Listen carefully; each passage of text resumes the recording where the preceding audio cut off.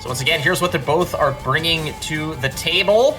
And the bans are in. It looks like Pajabol will have no chance to use that Blaze of Glory. Chochajuta is going to be sitting on the back burner for this one, as well as Tobliat / TailBot. No Arrakis Swarm for TailBot. Now, Arrakis Swarm, as Berja so confidently said earlier today, it's not a great deck. Don't at me.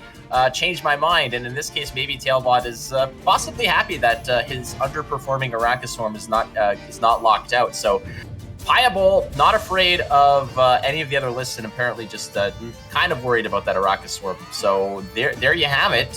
Again, TailBot will be on red coin. He will be going second in games 1, 3, and 5, whereas Pajabol will be going first in games 1, 3, and 5, as it were. That is the rules, as per the rules. That's kind of how it goes. So, in terms of the performance of Arrakis Swarm, it seems like it hasn't necessarily been as big of a bane to certain decks as it may have been. It seems like it might have been a little bit, not overvalued. It's still a strong list. I think it might have just underperformed at this tournament. I agree with you, and I think part of it is because a lot of these lists have Triss in them. Triss is not 100% reliable in terms of what it can get you. We saw Shaggy lose his series because Triss didn't find a Swarm card. We saw Bart missed onto all 3 crimes with Triss when playing his Arrakis Swarm. So these sort of things can happen, and when there is RNG involved and such a low sample size at a setting like a single elimination tournament, anything can happen. No, you're spot on, and it's tough to sort of roll the dice on cards like Triss, especially when Line Pockets is so popular. And like you mentioned, you drop it down, you cross your fingers and hope that not just that you're getting, that you're not bricking or getting bad crimes, but you're getting anything out of your own pool of bronze cards. Any of them typically are helpful, but when Triss comes through, and I mean, given the lineup here, so TailBot not getting access to his Arrakis Swarm, but even then, there is no Triss in his Arrakis Swarm, so we don't even have to worry about that. But there would have been a lot of problems, especially when you're playing Triss against something like Nature's Gift and Line Pockets that just play tons and tons of bronzes. So yeah. And also, on the other hand, I think Arrakis Swarm is in these tournament lineups as a soft counter to something like Syndicate and Nilfgaard, but it doesn't have that great of a win rate against either of those decks. It is really dependent on the particular variation and depends on the lines of play that the players take. But here we go, game number 1 of the finals, Gwent Open number 1, season 3. Pajabol on Nature's Gift, blue coin, versus TailBot on Skellige on red coin. And that's a nice little card to have on right out of the gate. There is Morkvarg. That should answer one of the big threats that come through. That Hamadryad can get really, really out of control. And, the deal here is much like the Arrakis Swarm situation. Not as confident, but when you're looking for Bloodthirst, and a lot of the units that are being put on the board are just those 1-point treants, finding Bloodthirst can be problematic. However, Pajabol knows that there are going to be other opportunities, and he needs to be able to perhaps save some of the boosts, save some of his charges, his leader charges, to rescue himself out of that Bloodthirst situation where Iced can even get more reach than it typically does. Now, Morkvarg. Yeah, go ahead. I was going to say, Morkvarg kind of has his work cut out for him because there are so many targets for him in this matchup. Oh, certainly. And it's not just the Hamadryad. The Hamadryad can get out of control, especially since TailBot doesn't necessarily have a clean and clear cut and dry removal. There's no point-click removal for TailBot. It's not like he's playing a Champion's Charge with Bloodthirst 3 that Patricidal Fury used to rely on to just get rid of a card. No, Morkvarg will do a lot of work. However, it's not a fresh kill. So if you can't kill that Hamadryad, you can just go ahead and reboost it and get value. But again, Pajabol knows this, and Payabol's going to play around and not get too greedy with how that goes. But as soon as you see a card like Morkvarg hit the board, Payabol's going to be able to just get a lot more greedy afterwards.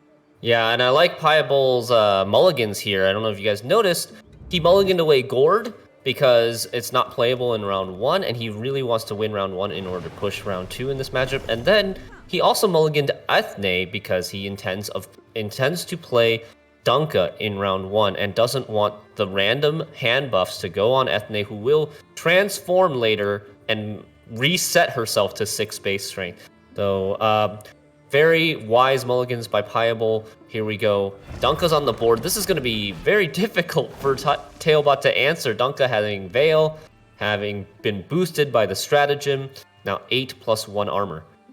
Yeah, and Polly Walnuts hits the board, goes ahead and pushes that boat to the back row where all of that value is now lost. It sits in the back. It's just out of the game now.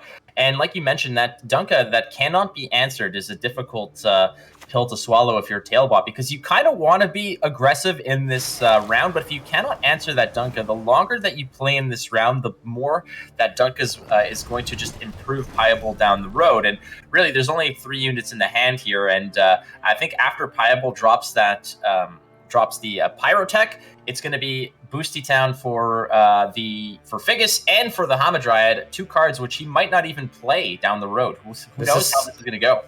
Yeah, this is such the catch-22 of Dunka. Is TailBot needs to stay in this round to win the round, but if he does, there's just so much hand buff building up and so much carryover building up. And Polly, no, you don't see this very often, but Polly actually getting some good value on his armor order ability, protecting this Hamadryad, and not even Pajabol doesn't even have to use a leader charge here, knowing that this Hamadryad is pretty safe at 4 strength and 2 armor.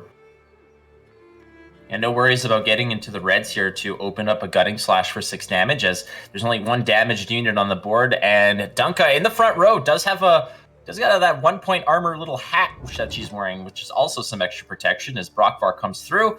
It's going to start doing some work as well, allowing for 1 point of damage every 2 turns with a cooldown, but instant play. There's no poison that you need to worry about. That probably is going to be one of the best uses for that. Negate, purify that bleeding. Go ahead and increase the power and give 3 points of vitality because there's a Dryad on the board. In fact, there's 2 Dryads on the board. Indeed, and Pajabol choosing to negate the bleed instead of buffing the Hamadryad and giving the Hamadryad vitality, I think it's a pretty close decision. But in the end, you don't end up going too tall this way, and you do get rid of Bloodthirst as well. So I think it's a great choice by Pajabol.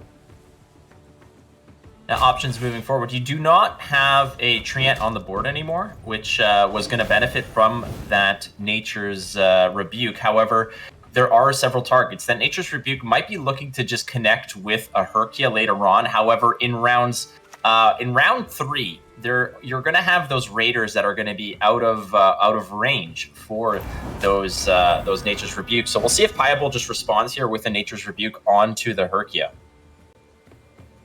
Yeah, I think it's likely to come. Herkia is very good engine, one of Skellige's maybe best engines in this deck.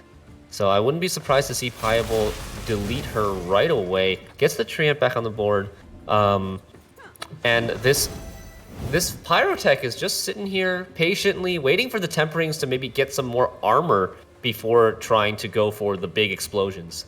I think with Pajabol having this lead and letting Dunka continue, there's no reason why he shouldn't just double up on those Temperings. However, double Tempering onto the Pyrotech means that might be a good gourd. That might be a good Morkvarg if you want it, if TailBot really wants the challenge for this round. But at the moment, it's possible that he might be considering just walking away out of this one, as Dunka still hasn't been triggered. She's still feeding the hand with 1 point a turn, just that investment that will pay dividends down the road.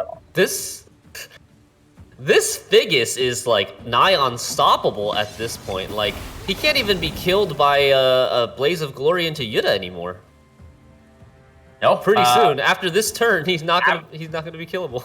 That's correct. I mean, Morkvarg might just drop in and really humble that Defender Dwarf there. It's a possibility, but I mean, at that point, then that means that Morkvarg doesn't necessarily get to answer a beefed up Hamadryad. It doesn't get to respond to Herald Gourd. Yeah, that might have been beefed up and just fed over 3 rounds worth of specials being played.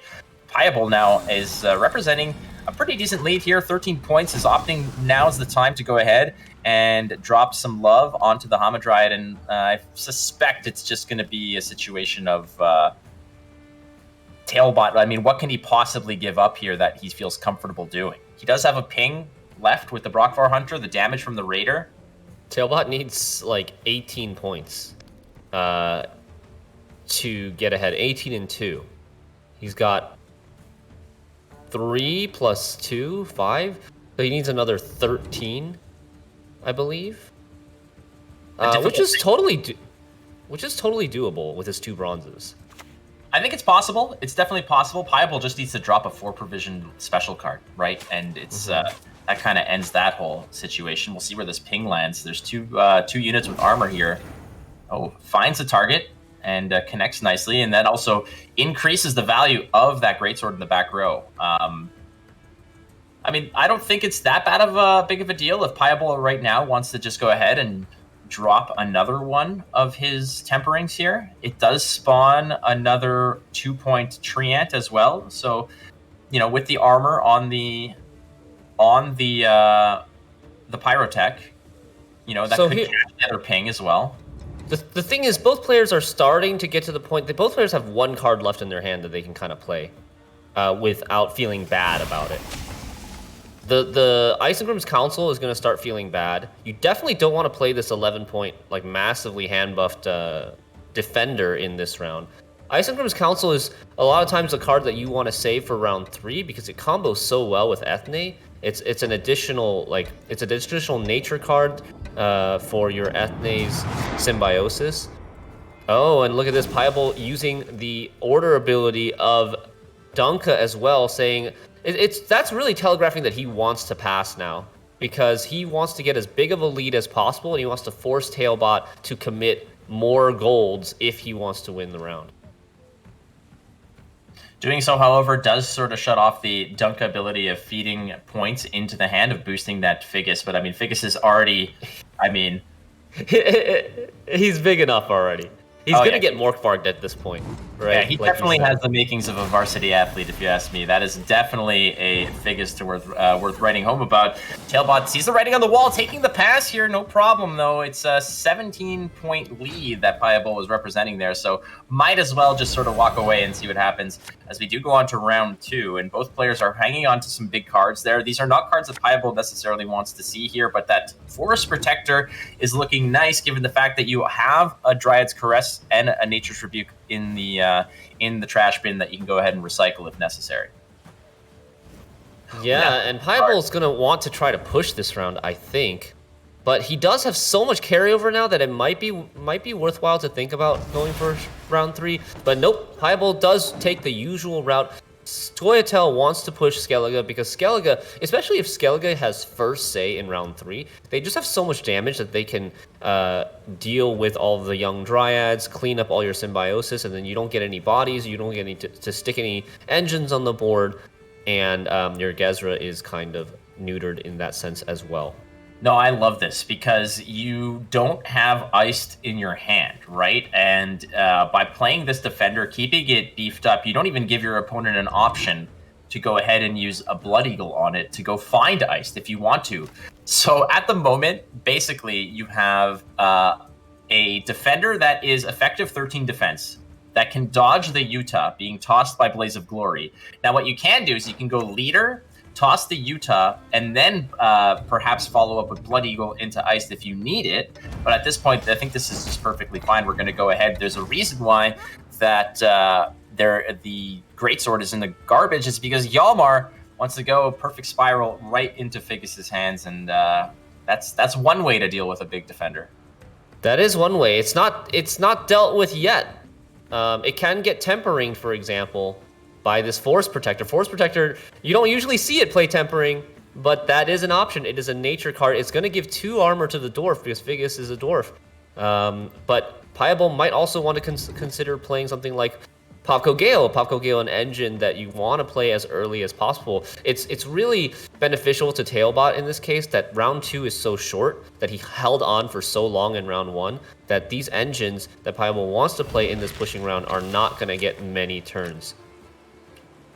Now, in this case, just leaving Figus here high and dry opens it up for the Bear Witcher to come through and complete the package, but Pajabol is sensing that and basically saying, all right, if you got a Gutting Slash, give me the Gutting Slash, but I'm not gonna let you beat me with a Bear Witcher here. I'm gonna get you to sort of have something that you probably would have mulliganed away. But the good news here for TailBot is that Skjordal is gonna just go ahead and clean that up. Now, Pavko Gale in the back row is perfectly exposed, but how do you kill it?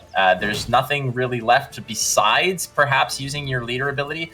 The problem here is that those young dryads there, that is just perfect fodder for a Blood Eagle if necessary. Indeed. 12-point lead now for Pajabol. Does have like 3 engines on the board. The Pavko Gale, the 2 young dryads. What is TailBot going to do? What is he prioritizing? Does he try to figure out how to deal with the Pavko? Does he try to just get rid of the young dryads? We've got 2 nature cards, maybe even 3 nature cards coming up for Pajabol.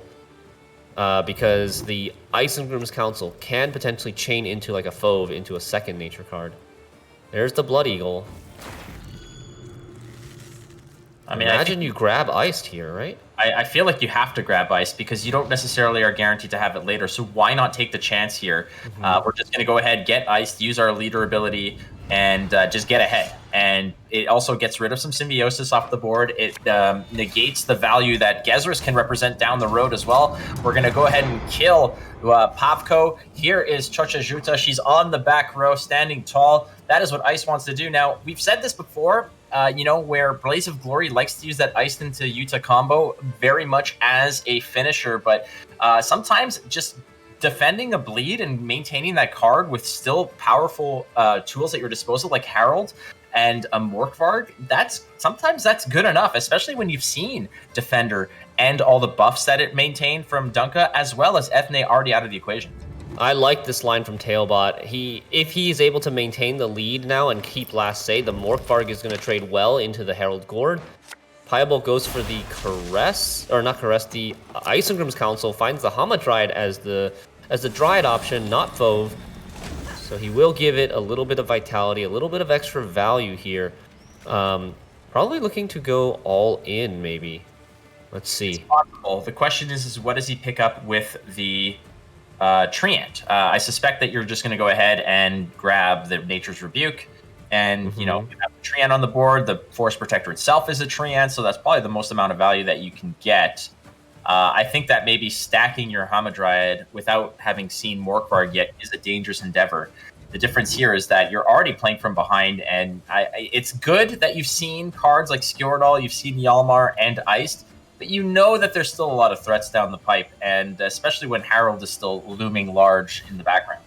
The problem right now for Pajabol, the biggest problem I see is that he didn't have Gezra for this round, and round 3 without Ethne, it's going to be a struggle for him to actually populate his range row so that the Gezra can get good engine value. It's going to be a 3, maybe 4 card round 3 for Pajabol.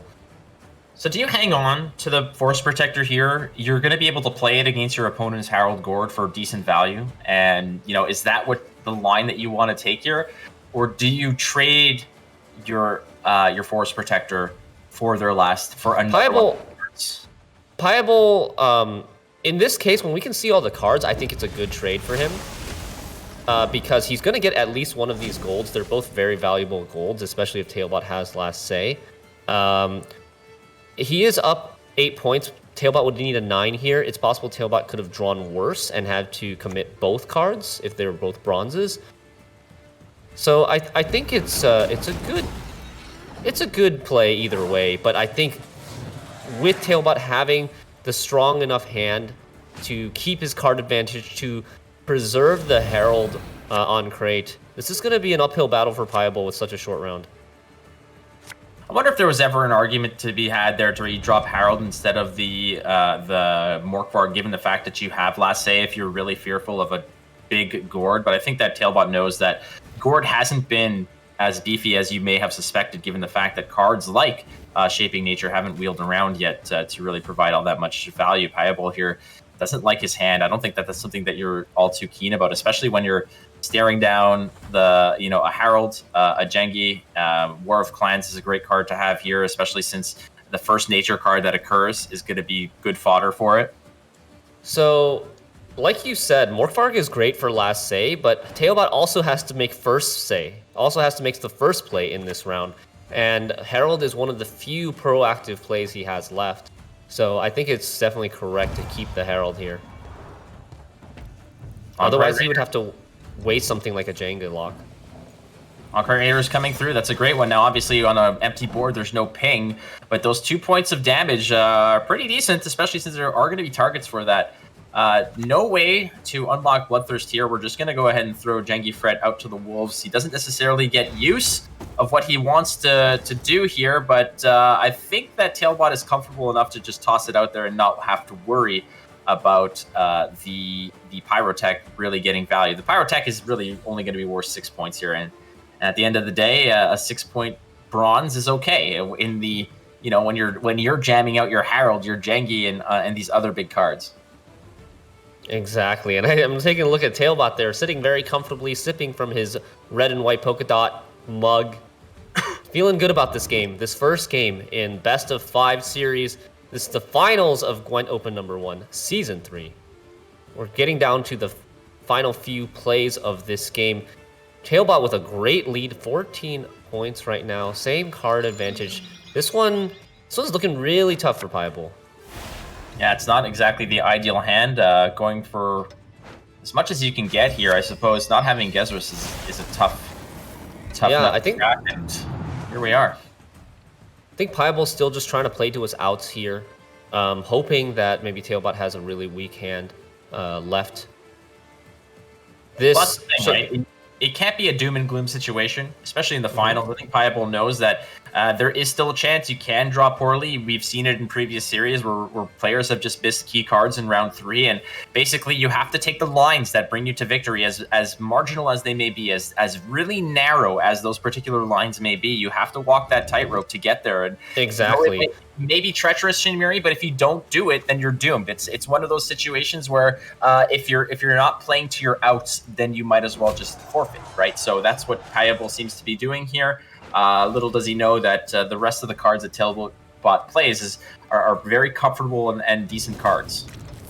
Yeah, I mean, there could have been a situation where TailBot's hand, his last card could have been like a bricked Vabjorn, for instance, and there, even with the brick Vabjorn, I guess in this case it would have gotten him the lead. Very comfortably taking the round. TailBot up 1-0 to start.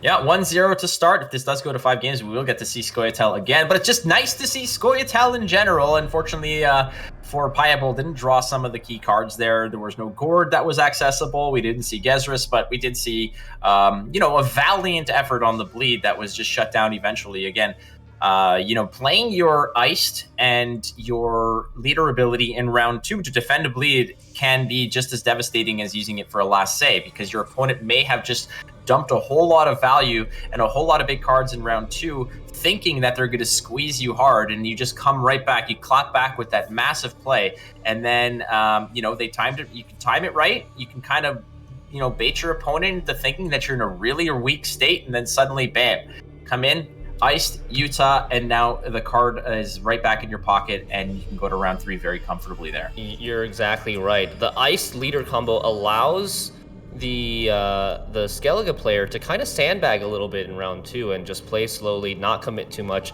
because you have that such high tempo catch up combo. And maintaining the card like Harold Gord is a good backup plan. That's definitely a great insurance policy. So we have TailBot's Skellige is through. He has, I believe, Syndicate and Imprisonment. Nilfgaard. Still left. Yeah, yes. Still left on the docket, which is going to be nice. Now, the question is what does Pajabol respond with, right? Pajabol doesn't have his Arrakis Swarm. It'll be Blaze of Glory line pockets. Doesn't have his Blaze of Glory. So there's line pockets, Arrakis Swarm, and Nature's Gift. Does he just come back with Nature's Gift, perhaps? And knowing that you have to win the tournament with that list anyways, do you just give it a shot this time on red coin and hope that you might have a way to just bust through with it? There's definitely some Q roulette, some mind games going on here. I think traditionally the logic for TailBot would be between Syndicate and Nilfgaard. He's on blue coin. this game, and you would normally bring Nilfgaard on blue, and that would give Pajabol a good opportunity to try to sneak in a win with his Nature's Gift list against the Nilfgaard. But on the other hand, if TailBot is guessing Pajabol's going to be thinking along those lines, he could switch it up and bring Syndicate on blue, which is quite a good matchup against Nature's Gift in general. Yeah, Syndicate on blue is a comfortable position to be in, especially when you have that proactivity. Drop your Safecracker, go ahead and follow up Novigradian Justice into your other Safecracker, a handful of crimes, and it's going to be, a series of... it's going to be difficult for Pajabol to go ahead and push through with that. The downside of Scoia'tael Devotion is that your control options are very, very limited. It's not like Devotion with Skellige, which has a lot of damage, high damage potential cards, or with Nilfgaard Devotion, where you have access to a lot of poison, as well as Yennefer's Invocation. Those point-click responses do not necessarily exist as in Scoia'tael, so you really have to play to your strengths, to your side of the board, and maybe hopefully just, accelerate past those threats and just try to build yourself higher and higher and higher and just hope that you can withstand it. But on blue, Syndicate line pockets can... it's not a scary situation to be in, because it's probably one of the scarier 1-2 punch combos is that Safecracker into Novigradian Justice. Yeah, you're not really worried about losing on even as Syndicate on blue, as long as you're able to draw those Safecrackers, as we've seen here and there. Sometimes you do, sometimes you don't. But I'm convinced it's me that's cursing these players, because that's the problem that I typically sort of run into, is not drawing it. Syndicate has other options, though. Like, they can play Siggy, for example, if they're running that sort of variation on in round 1 as well, if they don't have access to, like, their Crown Splitter combo. I think that, if I was TailBot here, I might come back with line pockets on blue and see if I can maybe just sneak through it with it on blue, and then on red as Arrakis Storm. That could be a dangerous situation. That could be a 2-0 situation, rather, sorry, not Arrakis, imprisonment, rather. That could be a dangerous situation that you could, if you draw correctly. The problem is that I feel like Nilfgaard just loves round 3. It doesn't necessarily want to exist in round 2 too much, as we now move on into the next matchup here. TailBot, a 1-0 lead on Pajabol, and TailBot on blue coin with that imprisonment list, and Pajabol is bringing Arrakis Swarm in response. All right. This is a matchup that we have seen, well, at least with Double Cross we've seen, but with Imprisonment, I don't think you and I have casted this yet, have we? Imprisonment, I believe we have certainly watched. Yes, we have. We've watched an Imprisonment match before, because I believe there was a game against Redenraim where there was that roping situation where the double imprisonment. Yeah, but was it Imprisonment versus Arrakis? Was what I was getting at. No. I don't think that was the case. It was a mirror matchup, Nilfgaard on Nilfgaard crime there. And earlier today, we talked about how crucial it was with the double cross in this matchup, being able to get like Yerdens and Yennefers and stuff like that. But not having double cross and having imprisonment instead, I think, is a bit weaker for Nilfgaard in this situation, because now Pajabol can potentially hold some more of those cards in his hand if he wants to. Yeah, double cross is definitely a different beast when you're playing against Arrakis, because when you are queuing in as Arrakis against that double cross, you're always just kind of handcuffed to the fact that you're always open to that play of getting your big cards just played against you. So it changes the way that you mulligan. It changes the order of cards perhaps that you may play. It really just gets in your head. It's a spooky situation to navigate because you're fearful of your own threats, right? And in this case, TailBot not having double cross, but rather running imprisonment definitely changes that situation. You can, if you're Pajabol, just safely mulligan into your better cards, no problem. And your only looming threat, obviously, is going to be coup de grace on something like Yennefer or on something like, Geralt Irden. However, there's no Irden in this list. So really, you're just waiting for that Yennefer to come through and not get coup de grace. So maybe securing last say here as Pajabol is very crucial. Yeah, I agree with that. And Pajabol on red coin here even has the chance of potentially winning on even if TailBot overstays as well. TailBot electing to not purify the lock as the cupbearer is needed for that second poison pair. Get rid of the body, poison Doragary, and then maybe set up his assimilate engine.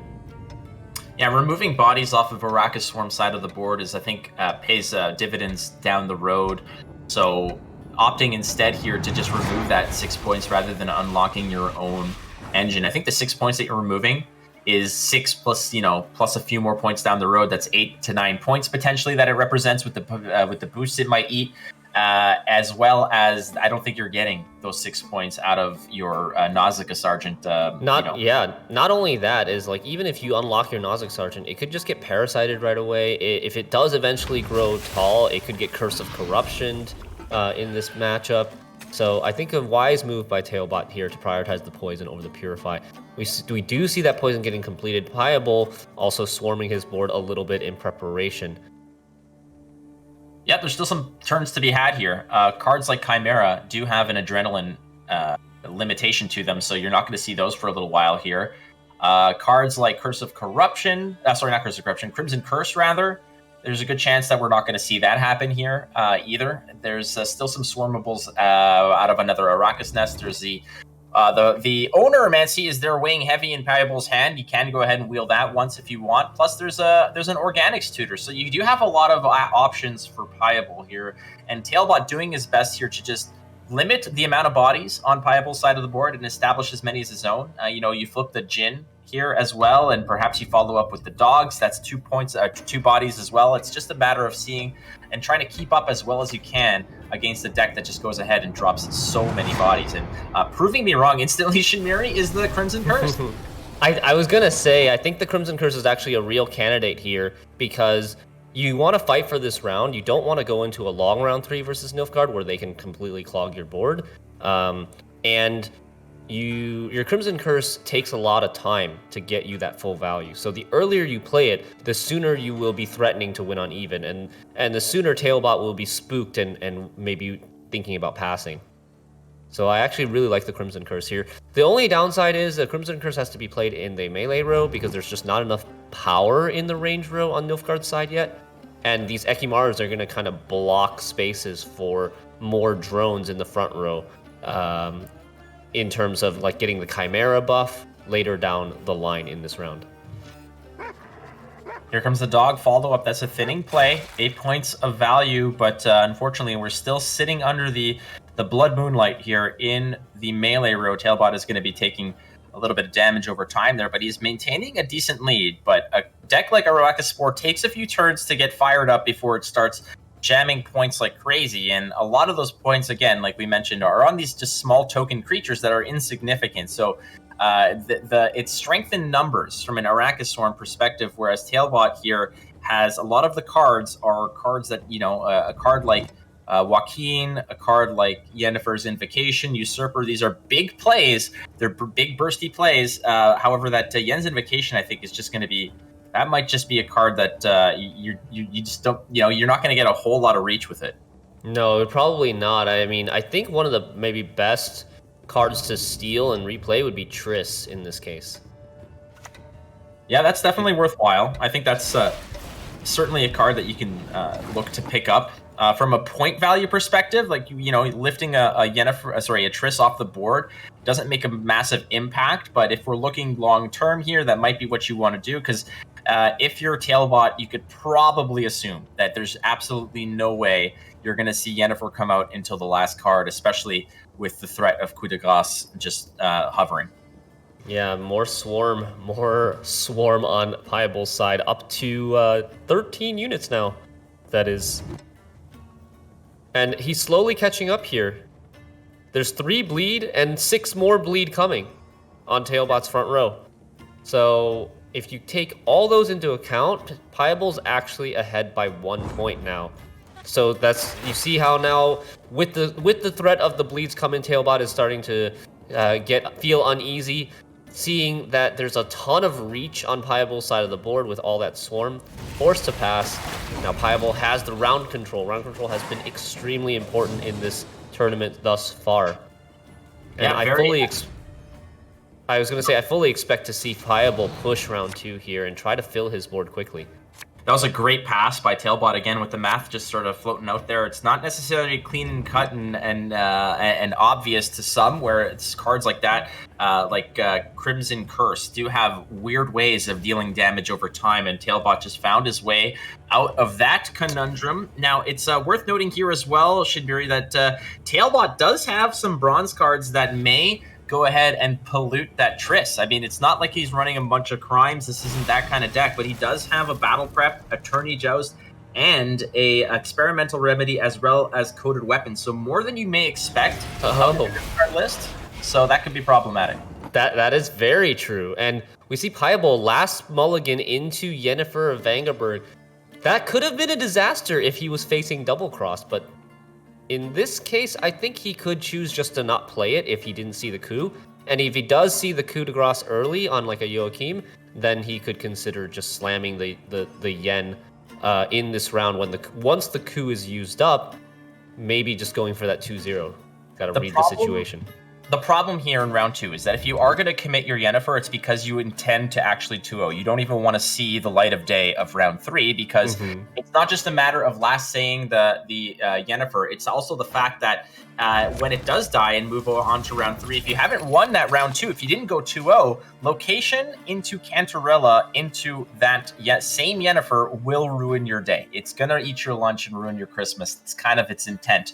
Cantarella is not there to just say happy words and sing you happy birthday. No, she wants to ruin your day. That's the exactly. So there is still a whole situation here where that Yennefer is likely the last card we're going to see in this game. As I'm looking at Pajabol's hand here, his hand is entirely gold. It's actually pretty possible that he could be going for a 2-0. He doesn't have any Bone Talismans in his hand. That's the only downside. He's going to have to go for a Bone Talisman with that Oniromancy if he's going to go for the 2-0. Bone Talisman, a very crucial card, because it's something that you can play for a ton of points even after your board is completely filled up. TailBot playing the Menno into the Battle Prep. Basically telling Pajabol, like, all right, I got the coup de grace, mofo. It's ready to go. It's locked in my hand. Yes, it's there. They've loaded the quantum torpedoes. He's ready to fire. Worf is on the tactical. He's ready to hit the button. Unfortunately, Pajabol is still got work to do. He's in command here, winning the first round. They're not on even like they may have suspected, because TailBot took a very timely pass, but in this case, building up that board is the name of the game for Pajabol. But again, the biggest card here is going to be coup de grace onto that Yennefer. And the worst part about it is that we may see a Yennefer again in round 3 if the location into Cantarella is an option. TailBot's got to be feeling nervous here. I see him hovering over the Masquerade Ball, and yes, it does come out. Masquerade Ball, like, it's one of those situations where you want to preserve it for round 3, but if you end up holding it for too long, you're going to get 2-0'd. Because you're going to run out of the aristocrats to be able to activate it. So TailBot deciding not to get greedy here, just throw the ball down. Maybe it gets heat waved, but even if it does get heat waved, it might still trade up very well. Pajabol deciding, I was going to say the problem in that case is that without using, unless your Joaquin pulls a second poison, or the other fangs out of the deck, you're not completing that poison because you do not have another aristocrat, unless you use your coup de grace onto that Joaquin, which means that you won't have it towards the end of round 2 should Yennefer show up. But now I think Pajabol really just wants last say with that Yennefer. I think that is basically the only way around a devastating coup de grace, and TailBot looks a little bit stressed here. No, I think everything you said is a good point. The problem is round 3 is still a really long. Oh, wow! TailBot gets some carryover with this location. Is that going to be enough points though? It will be with it will be with the one Dutch leader charge. He has to use a leader charge, but the leader charge is really valuable because with no slave hunters in this version, the leader charge is what you rely on to clear the board to clear a space on your board on the monster side of the board in order to play a spy. And having to use a leader charge there, I don't think TailBot is very happy about that. So, Yeah, like you said, Pajabol is wanting to play Yen last say, right, to dodge the coup, but will he have space on his board at the end of this 9-card round? That is the big question. That is also one of the lines that I'm sure TailBot has in the back of his mind himself, is the fact that, okay, well, if Yennefer is going to be the last play, if I'm never going to get a touch at it, if I don't get a sniff at that Yennefer with my coup de grace, well, what do? Well, maybe I just make it so that that card is not even an option for him. So we might see that coup de grace come out in order to go ahead and clone a Joaquin to fill up the last spot on the board. Pajabol is going to be very, very careful about how he manages his real estate in those 18 spaces of love that he's got on the board. He's got to pick and choose. He does have 4 leader charges left. That's 4 drones that he can just spit out willy-nilly to go ahead and fill the board. But I mean, look at the hand as it is right now, Shinbury. You do have that Night Wraith. You do have a Triss to perhaps potentially swarm some more, but there are 2 Chimeras that do basically pay for themselves in terms of board space. You eat a unit, so it does keep a place free and clear, but TailBot also wants that. TailBot wants open spaces on that side of the board because he needs places for his own spies to exist. Yeah, this is really interesting. I think Pajabol might even go the route of like trying not to swarm that much, trying to underswarm a little bit so that he can play his Yen at the end of the round. And because he doesn't even have Bone Talismans, he has 0 in hand, 1 Oniromancy for either one of the Bone Talismans or the Behemoth. We might see some cheeky consume on the Chimera, consuming like a Joachim to maybe not, because that's a tough one. That's definitely that is a tough one, because you know he wants to coup your Yen anyways, so who knows? We're just gonna free and clear this Joaquin out of the deck, and have we seen the dogs yet? I don't think we've seen the dogs. No, we're going for more board space here. We're gonna go ahead and drop a spy on the board. Have we seen the dogs? We did see the dogs. Yes, we did. Yep. Okay. That's just it's a picture. It's like a portrait in your wallet, as Curse of Corruption is gonna say goodbye to Vigo. Yep, Vigo gets Curse of Corruption. Notice how TailBot's playing all of his spies on the range row of Pajabol's board, knowing that Yennefer needs that. Yennefer and Triss, actually both of them, need that range row spot. So it's not just the board. Like, Pajabol doesn't even have to get his whole board filled. He just needs to get his range row filled, and then he can't play his good cards anymore. Usurper is still a big option for TailBot as he drops it on the board over here. Now the problem is once you've seen the Parasite gone, do you take the risk? Does Pajabol have the access to the Heat Wave? He does, so TailBot's just going to go ahead and bring those cards back. We don't need to swarm that board just yet. There's plenty of game to be had left here, so Pajabol is going to maybe create his own headaches by over-swarming on his own, as TailBot is just kind of taking the plays as they come. That's a very, it's a big play, but it's nothing it's not a reactionary play or anything. It's just points, it's just bodies, and it's back to Pajabol's move here. Indeed. So we might see like the Night Wraith come down just as like a waiting play. I really think Pajabol's probably gonna keep his Oniromancy for late. These Chimeras are not looking great, to be honest. No, they're not, unless you can find a decent swing with that Triss into something like a Raucous Nest. But even then, I mean, you do have 4 charges of your leader ability, and where are those going to go? A card right now, like that Night Wraith, that might be detrimental. I mean, you're eating up 3 spaces for 5 points. That's not necessarily what you want to see. What if TailBot actually like tries to kill the Night Wraith on purpose with? I don't know if he has a way to get a second poison, but that would be kind of funny. Just to trigger the death blow so that there are more units on the board. Well, I'm trying to think. Or the death wish. Like, I mean, if you want to, you could coup de grace it, but that's the silliest. No. I mean, I'm trying to think, what can you get out of the location? Out of your Nilfgaard location, you can maybe drop some bleed on it, but that doesn't complete the package. Unfortunately, that's just not done. I get the point you're trying to make here, Shinmiri, where you're just trying to actually just create more population on that board to make it more awkward.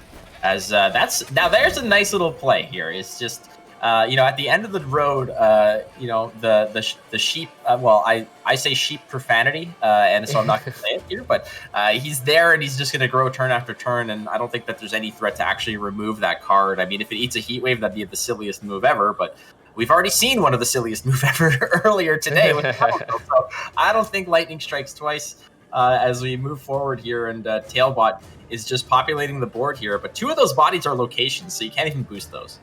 Yeah, and that card's name is Viper Witcher Adept. I think maybe first time we've seen it played this weekend. From the location, it boosts itself by 1 at the end of every turn, as long as you have fewer cards in your deck than your opponent's deck, and TailBot barely has that right now by 1. Triss Telekinesis does find what it needs to find, but that is possible trouble here because of the fact that, again, you're running out of real estate. Now, those Chimeras are online, Shinbury, so that's definitely helpful here. But TailBot hasn't begun even to fully populate that back row. He needs to be careful, though, because what might occur next is the fact that Pajabol might sense that there's a lot more spies, and he might start populating his own board.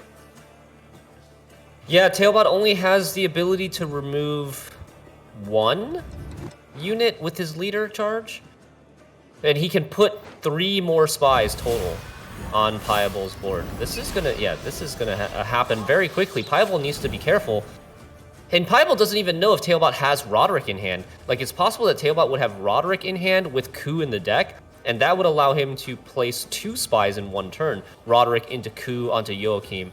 So as soon as Pajabol gets a 7 in that row, he's going to be potentially locked out. Needs to be very, very careful here. I suspect the next move here might be the Chimera eating one of the drones. But the Chimera, even though it's a net 0 unit play, it needs to be played on the range row right now. That is a problem, because the card slots that you care about are only the range slots, not even the melee ones.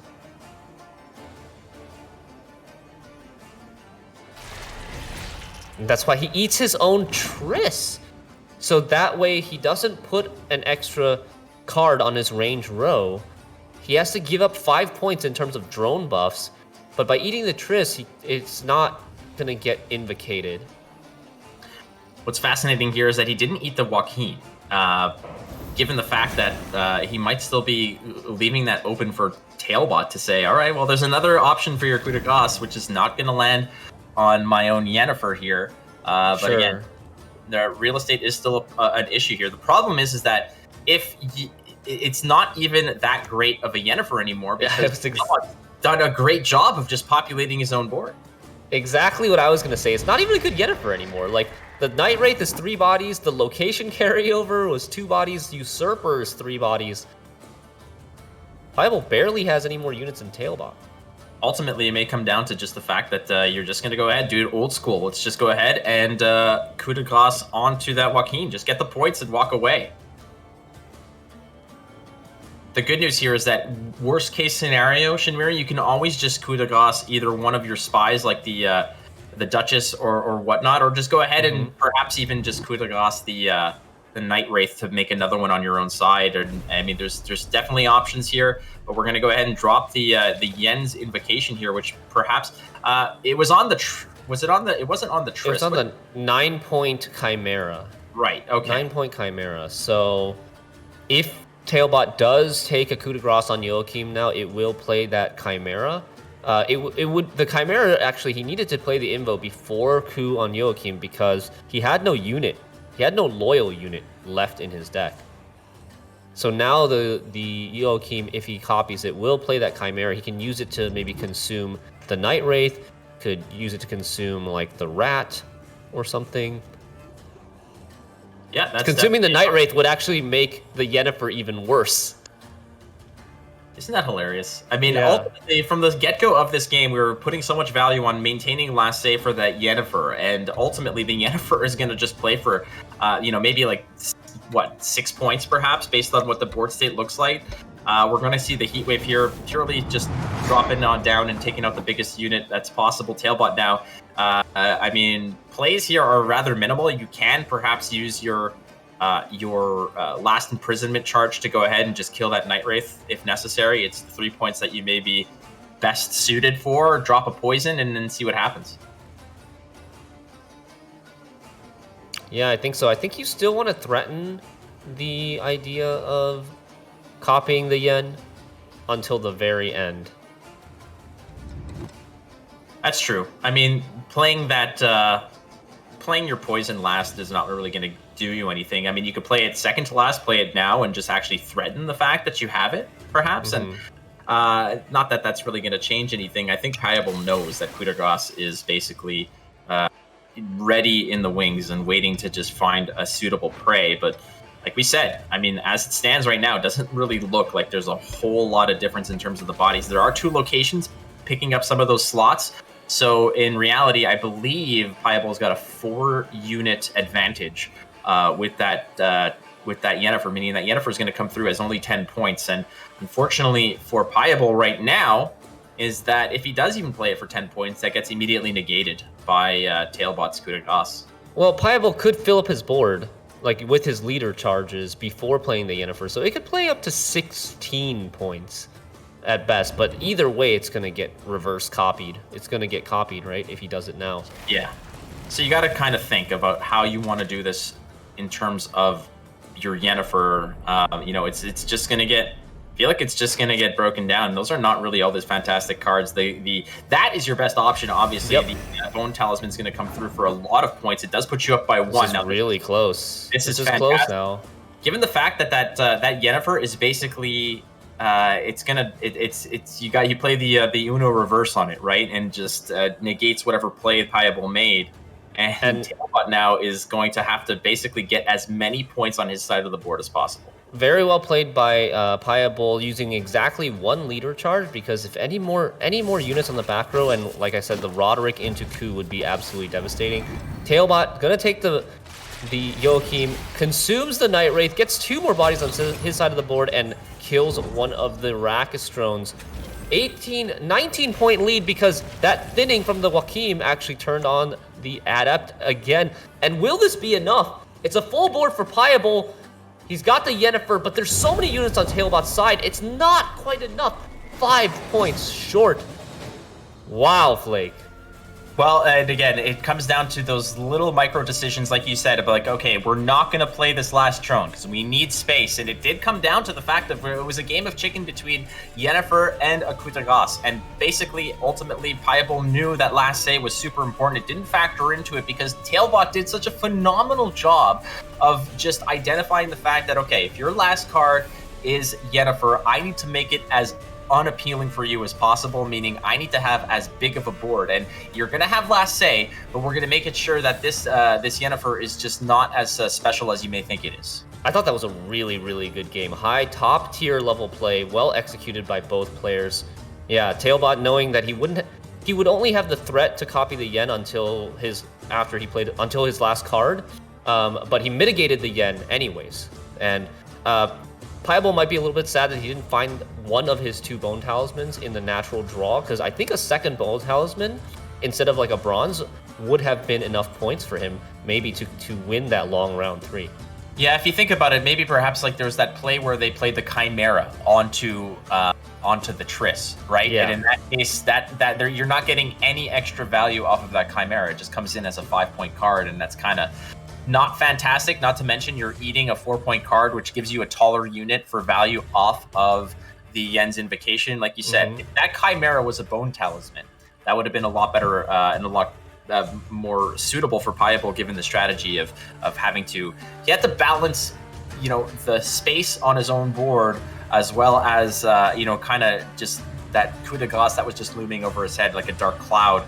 As Pajabol now is in a hole, 2-0. TailBot has a commanding lead. We've seen this before, though. I mean, how many of these matchups this weekend have been 5-game sets, Shinmiri? Yeah, this might still go the distance, but at the same time, Arrakis Swarm struggling a little bit here. TailBot with the 2-0 lead. He has only Syndicate left. Only Syndicate left, but I mean, saying only Syndicate, that's a pretty big deal. Whereas Pajabol does have another option with his Arrakis Swarm, and we've seen it before. I mean, TailBot's got basically 3 kicks at the can here to win a game. And he's got line pockets, and that line pockets is basically, it needs to beat either Arrakis Swarm or Nature's Gift to get through. And I mean, well, there's the other option as well, but I'm saying that those are 2 matchups I feel that TailBot will feel very comfortable being able to play against with lined pockets. As we see now, Pajabol is reverting back to the Arrakis Swarm, a list that he probably feels very comfortable on Blue Coin and being proactive, whereas TailBot in this case is going to be on his last bastion of hope to win the Gwent Open #1 here at season number 3. Again, I'm Flake. It's so good to have you guys here, and it's so good to be here with my Gwent apprentice, Shinmiri. Shinmiri, let's just Master and apprentice casting together. That's right. Again, the rule of 2. You are like the Maul to my Sidious. I just hope you don't get sliced in half. But there was a redemption arc for Darth Maul down the road, in case anybody wants to know. Nonetheless, Shinmiri, it's been a pleasure so far as we potentially go into what could be the final game. But I think that Pajabol has a lot of fight left in him. I do. I think he has a lot of fight left in him. I think he's still viewing this matchup as favorable for Arrakis Swarm. We'll see how he tries to deal with the combination of Tunnel Drill and Horson Jr., both big threats in removing bodies off of his side of the board. I did notice that Pajabol mulliganed away Squirrel, which I was a little bit surprised with, knowing that, you know, if you're gonna put Squirrel in your deck, isn't that a card you want to keep in round 1 against a list that plays Oniromancy? Definitely. It's definitely a card that you want to keep in round 1. The difference here is that on Blue Coin, it feels a little less comfortable making a 4-point tempo play. It's like an investment play. I totally understand why you want to toss it away. You want to improve your hand, but if Pajabol, I feel, is on red coin, he may have actually hung on to it. We'll see. If he wins this, if he has to go back and on red coin and decides to play Arrakis, or he won't be able to play Arrakis actually if he wins this again. So that is the last time we may have seen Squirrel this entire time. But TailBot is primed here, and now again in terms of responses to Swarm, Drill is definitely your biggest and meanest weapon. The difference here is that TailBot does play that Horson Jr., so that is another way to mop up the drone plague that may eventually come back to bite him. Yeah, this halfling safecracker, not the 8-9 beast that we're used to seeing. A little bit unfortunate not drawing that many crimes for TailBot here, but still gonna go for the Furco into Justice onto the second safecracker. Despite, this is one of those situations where it's like, you just gotta take what you can get. These safecrackers are still gonna play for decent value. They're not gonna be insane, but you don't wanna wait to get too greedy with them and wait to play them in like round 2 or round 3, because chances are you're not going to get that many more crimes in those rounds. Yeah, it's also worth noting that if pockets, getting a pocket for that drill is not as important against Arrakis as it would be against other lists, let's say, because if you are responding in round 3 with a drill to mop up 3 or 4 drones, and you may be overpaying to kill them, but like we've discussed in the past, is that paying 2 coins to kill a 1-point drone, it actually will pay those dividends down the road, as those drones do not have an opportunity to get boosted to become more problematic for TailBot. So in this case, we might actually see TailBot respond here with a Horson Senior, maybe flipping that Furco. I don't know what other decent targets he may have for that card. Yeah, it's very possible. Maybe even getting some negating some bleed value too. Certainly, especially since that safecracker may not actually get much more value, given there's only 2 crimes left. Those 2 crimes that you play will basically boost up that safecracker to the 2 points that it eventually will lose. We're going to see what happens. Maybe that safecracker just eats some more damage when the turn rolls back here. TailBot now has a 4-point hole to dig out of, but he is on red coin, so there's always the option to pull a shoot on the round safely after Pajabol makes his play. But I suspect that TailBot is not done in this round. Pajabol, on the other hand, says, "Okay, you win this one. I'm going to try to defend a round 2 bleed." Pajabol doesn't have Yurden, so that makes him a little bit worse in the long round 3. With TailBot, going to be taking this round, I wonder if TailBot plans on trying to contest a long round 3 or not. He's currently debating very seriously whether or what kind of card he's going to play to overtake these points, because it's actually a lot more than it looks like he needs.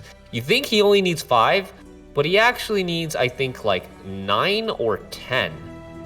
Right, because you're taking 2 points off the bleed, plus the extra bleed that's going to be deposited, or the damage that bleed will happen to have here. So, TailBot, he might just play the bronze cards here, take the damage, and just go for a long round 3. Yeah, he's actually looking like he's going to play more than one card, go 2 cards down. Maybe thinking that his variation of Syndicate versus the non-Yurden variation of Arrakis Swarm is actually okay for him in the long round. If he can pick up, if he can protect some of those cards, like there is the Drill and the Horson Jr. that can definitely mop up some problems here. TailBot in this case obviously is going to be opting for that long round 3. I think that's the game plan here.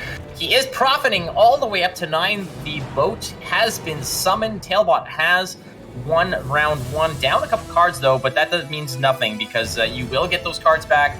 10 card hand minimum maximum basically means that TailBot does have 1 card that he can drop here that he just wants to maybe get around.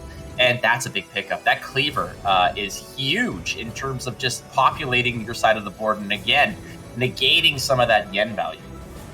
Yes, indeed. And also potentially getting some crimes here to play in a round 2 dry pass situation. Wants to get that profit up so he can get some carryover into round 3, I would imagine. Tossing away the Curse of Corruption there. Curious wow, choice. Really? Here's the Squirrel now. The Squirrel taking a late swing here. Maybe the Squirrel it can get the Flying Redanian, right? It can get the Flying Redanian, absolutely. The Flying Redanian is still in the graveyard, so that is a card that you can play here. If TailBot might just drop a single card here, but what do you drop? I mean, you're not going to play Bloody Good Fun. TailBot might just take the dry pass. He's thinking about using his last Oniromancy to get a crime and get to 9 coins. This will get the Flying Redanian out of his graveyard. Very interesting play.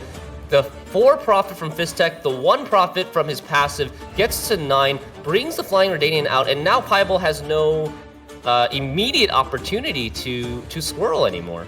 The Oniromancies are gone. The Flying Redanian is not in the graveyard. It's on the board. Even if Pajabol tries something cheeky like Natural Selection to kill the Flying Redanian, it will just come out on the board again because TailBot's going to be passing at 9 coins anyways. That is such a cool play right there. And again, here comes the Squirrel just a little bit late. Unfortunately, there's nothing to there's no nuts to crack for that Squirrel. There's nothing to take. Missed the opportunity in round 1. The Oniromancy did get to wheel back into TailBot's hand, which he then replayed to go get a useless crime, I guess, just to get the money out of the bank to summon the Redanian. And Pajabol is going to take the pass here. We're going to a 3rd round, and it's all systems go. 10 cards apiece here, and TailBot has so many tools at his disposal. Yeah, I'm trying to check. I wonder what's left in TailBot's deck. There's still a Heat Wave. There's still a Herald Gourd. Herald Gourd being the most valuable card left in TailBot's deck. So it could have been costly using that second Oniromancy if he doesn't get this Herald Gourd finisher. He would have last say, so it would have been safe. 1 mulligan left. What is it going to be?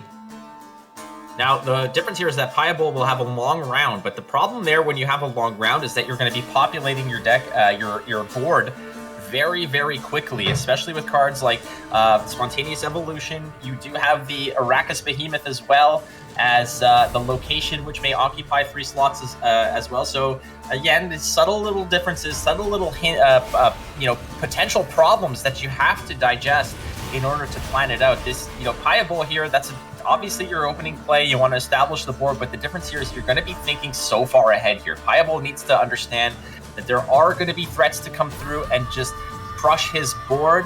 So, a drill can be very devastating. There's so many different problems here, especially since, there's still a Horson Senior that can go ahead and flip a unit and start pinging units with all the crimes that are going to be played. Holding on to, how many crimes does he have access to? 1, 2, 3, 4, plus the 1 that Cleaver generates. So that Cut Up Lackey may be able to just go ahead and sprinkle 5 damage. Indeed. TailBot has a lot of ways to deal with drones, but also Pajabol has a lot of swarm. Cleaver coming down as the first play for TailBot, trying to establish that engine, trying to establish the Crown Splitter pockets, spending some coins here, immediately gets Heat Wave. That is the fastest Heat Wave I've ever seen. I think that's what needs to be done here, because that Parasite wasn't going to touch it, and I think Parasite obviously is going to answer the drill down the road here, and the problems that Cleaver can, represent is the fact that it's just, yeah, the Intimidate is cool, but the fact that you're just generating bodies on the board that are going to counteract the value that Yen is going to bring to a swarm list. If you're just spitting out those dudes over and over and over again, it means that your Yen just loses value as each one of those Cleaver's muscles shows up and next to Cleaver. So Pajabol here, 5 drones on the board, one of them standing taller than the next, but the good news for Pajabol here is he does have both of those Bone Talismans in hand this time. He does indeed, and TailBot has missed his Herald's Gourd, as I was talking about earlier. The cost of using that second Oneiromancy really rearing its ugly head here now in round 3. Still holding on to a lot of powerful cards. That drill still the X factor here. It does have a nice pocket if it wants to go ahead and exist between those two muscles, but I think TailBot wants to kind of, given the fact that the pocket's been established, Shinmiri, I don't think you're necessarily need to wait on killing those drones. I feel like as soon as you see an Arrakis Behemoth or the Yen come out, one of the two, that's where TailBot might respond with the drill to just sort of clean up all that. Yeah, I think you meant you don't need to rush to kill the drones, since you have the pocket to deal 3 damage instead of just 1 damage. Right, exactly. Yeah. So here comes Pajabol, getting the max value for the Arrakis Behemoth. I think he's just setting up. Yep, there he goes. And now all these juicy 2s and 3s. He has a couple of options here. I think you do need to act now, because if you don't act now, a potential Yennefer could buff all these 2s to 4s. And then at 4, you're not being able to kill them with 1 spend of Drill. You're not being able to kill them with 1 spend of Horse and Junior either.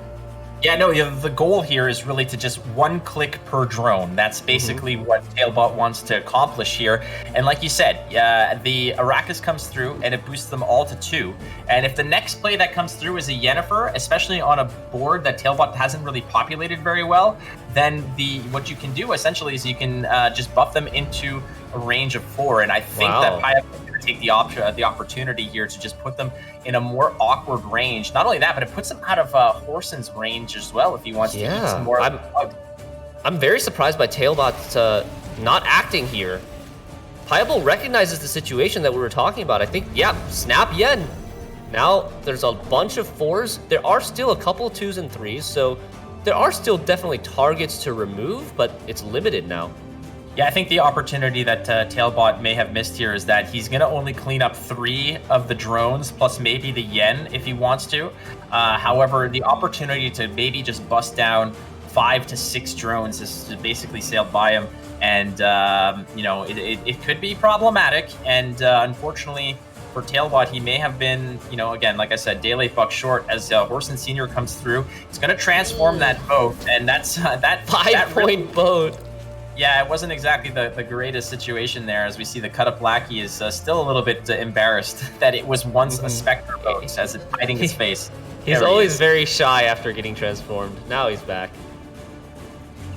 So that may be a turning point, Shinmiri. The fact that opportunity to drop Drill may have sailed past. Like, the value that Drill could have had would have been, massive. Unfortunately, or rather, fortunately for Pajabol, he found that opening. He took the opportunity. He knows that now a 4-point drone is a far cry from a 3-point drone because it's an extra click from that drill.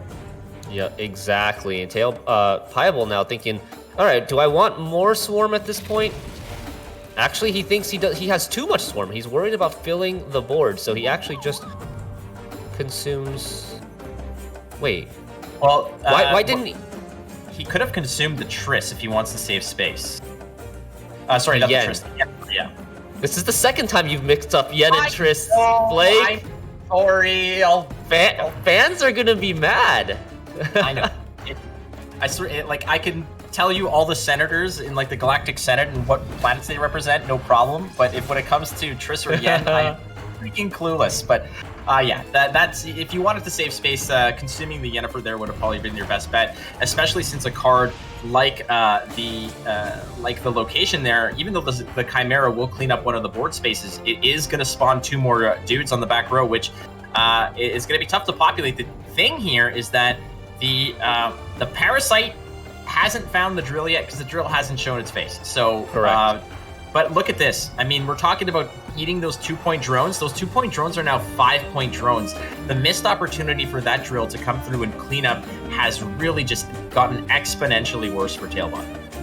Yeah, TailBot maybe just trying to save this as long as possible, and he knows he's only going to get 1 turn with it. So when we were thinking about him playing the drill, he only had like 4 or 5 coins, I think, so he wasn't at a full bank, and he wouldn't have had as many spends on it. So this might be the trade-off that he's going for. Let's see what he decides to do here. He needs to spend some coins, maybe a Philippa, or maybe this is the drill. There's a fat Philippa there. If you want to go steal the 9, Kurt's going to come through. This is going to drop most likely a bounty on that Indrega Warrior. No, going for the Chimera instead. I guess that's where the drill's going to find a home. That is the tallest base strength unit. 5 base strength on that Chimera. Pajabol willingly filling his back row. I'm pretty sure he still wants to Oniromancy for Triss, but I think with that marked bounty, Pajabol may be feeling a little bit more confident that TailBot is going to be removing at least 1 unit on the back.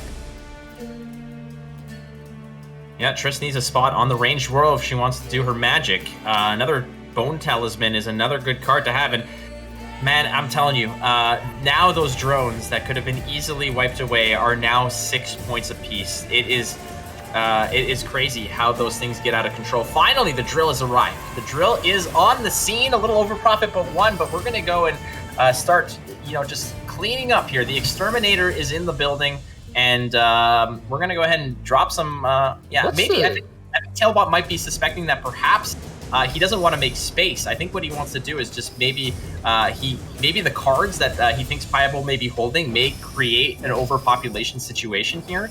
So he doesn't really want to create space. So TailBot taking the complete opposite strategy, actually killing 0 units instead of killing as many units as he can. Will this pay off for him?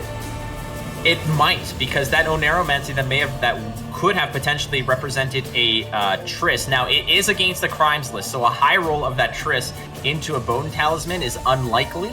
It could happen. However, it's a moot point because there is no space on the range row. To quote Joey Tribbiani, it's a moot point. Exactly. It's like a cow's opinion. It doesn't matter, right? So it's not going to happen. But what else, Shinmuri, can that Oniromancy go for show? The point is moot. It's a moot point. But Pajabol with a 17-point lead, another massive Bone Talisman. He could be thinking about maybe the Oniromancy is optional. He could be thinking about playing like a Chimera now instead of the Triss. That's exactly what he's going for. Chimera not putting any actual net units on his board.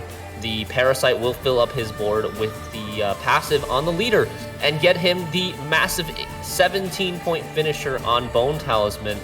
TailBot thinking that maybe I could brick the Triss in Pajabol's hand, but it's not there. No, it is not there at all, but that was definitely an option. However, like we mentioned, the Triss is not exactly a sure thing, right? Especially when what are you looking for with Triss when your board is this fat? Are you going to try to roll a dice here to go find that Bone Talisman? Because what if you go ahead and roll into a Fist Tech, a Swindle, and let's say an Arrakis Nest? Like, that could be a devastating pull for Triss that really represents very few points. There is still an 8-point that will be a 9-point drone, which can be pulled by Philippa if the coffers are full. Unfortunately for now, we have used the Bloody Good Fun to go ahead and spend some of that, but there is a Swindle. But this is, even if his last card is Triss and it's bricked, it's still like the lead is insurmountable here. Pajabol shows the last card, Bone Talisman, up a massive 42 points, and there's no way TailBot is taking this one. Pajabol clinging on to dear life. It's gonna be making the score 2-1 now. But you know what? we're gonna do it. It's in light of the new Mortal Kombat movie.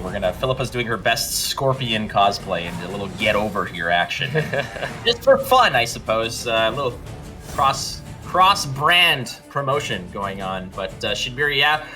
When it comes down to it, maybe there was just a situation where TailBot may have missed a really, really glaring opening there to go ahead and just raise the board completely with that drill. And as you saw, Pajabol was on it right out of the get-go, dropping the Yennefer in response. Yeah, he saw the opportunity. It was in front of him. He didn't miss his one shot. Exactly. No, and so, I mean, if you told me this was going to go to 5 matches, I would have believed you for sure. We still have another match to get before there, as Pajabol does hang on. The Arrakis list is getting through, but again, it's no short order when you're up against somebody like TailBot piloting a deck like Line Pockets. And if I'm not mistaken, it's going to be on Pajabol on red coin now. TailBot's going to have to defend this next game on blue with Line Pockets. And what does Pajabol have left? He's got Nature's Gift, and he's got a Line Pockets of his own. So I wonder if he's just going to go ahead and say, you know what, my best chance to win with Nature's Gift is going to be on red. So that might be what he's leaning on here.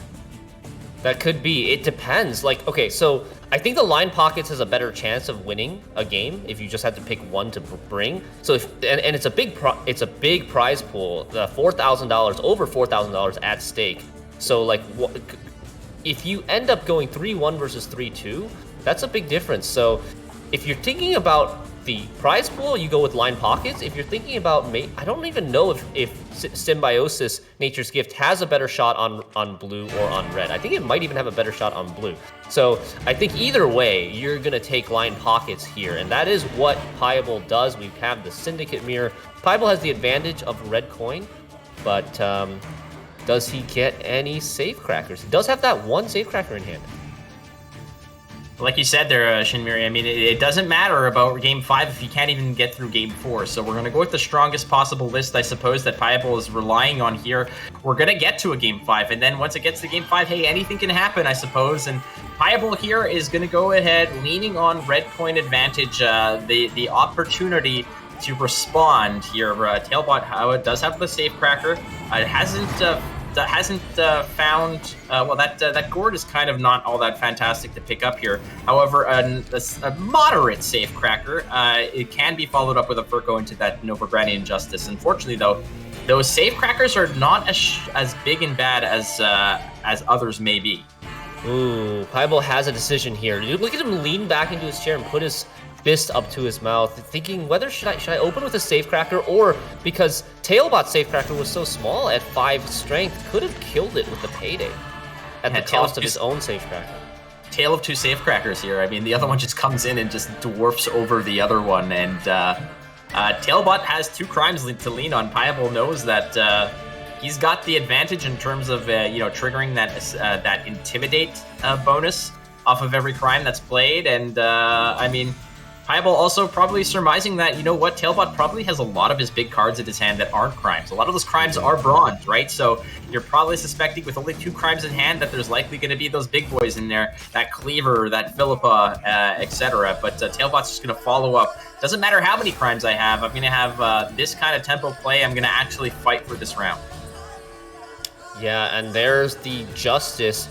So TailBot already committing a really big card that Pajabol still has potentially to save for later, but it's going to make Pajabol difficult to win this round. He's going to go with the dip in the Pontar, preserve that payday, maybe saving that payday for a tunnel drill later and not trying to waste it right now.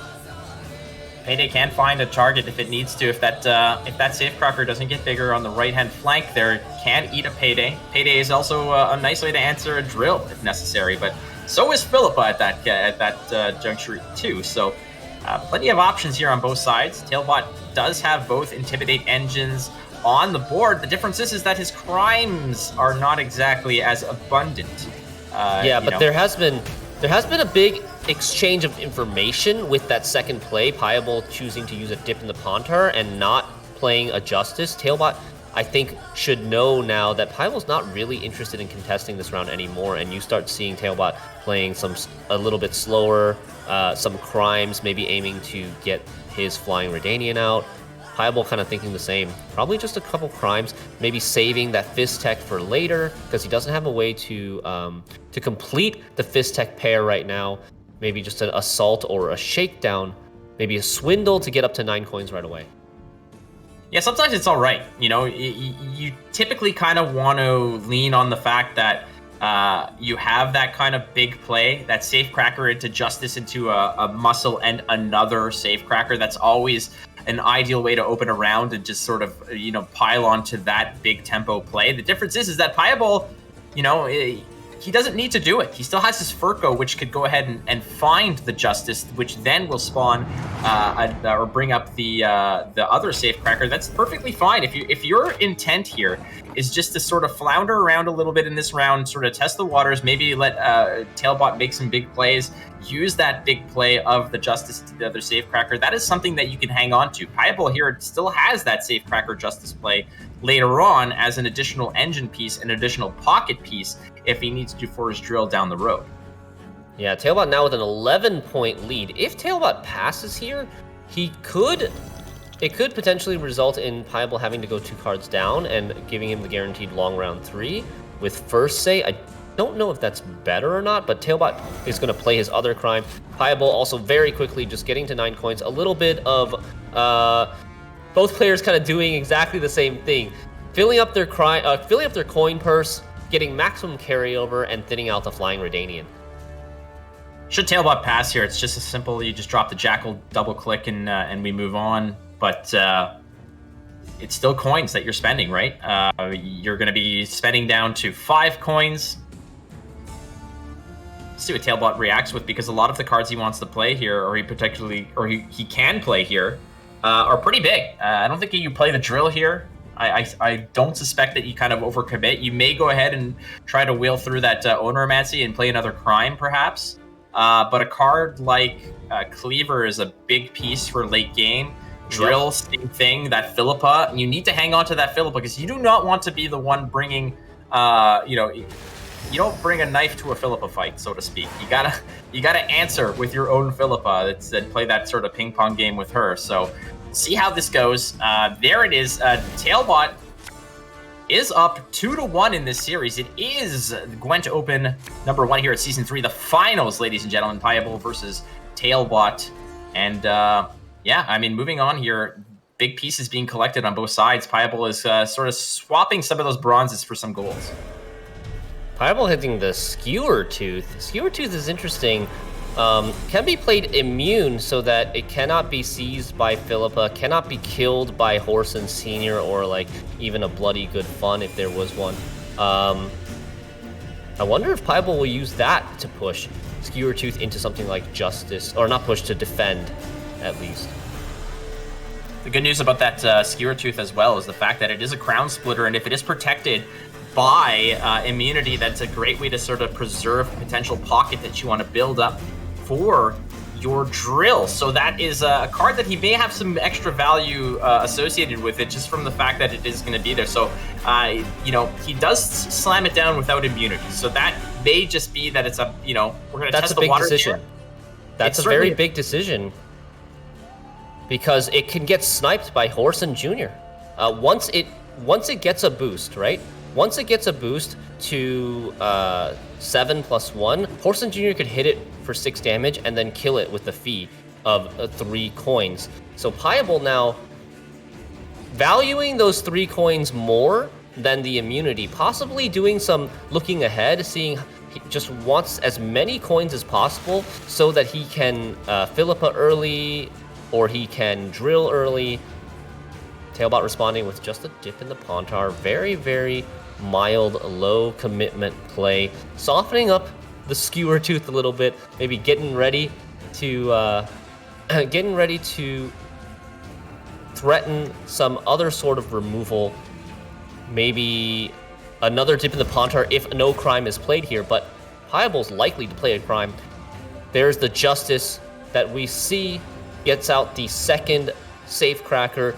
This is the fruition of the benefit of being red coin, that Pajabol still has that Justice in round 2. TailBot doesn't, and now we're looking at an 18-point deficit for TailBot. It looks pretty scary, Flake.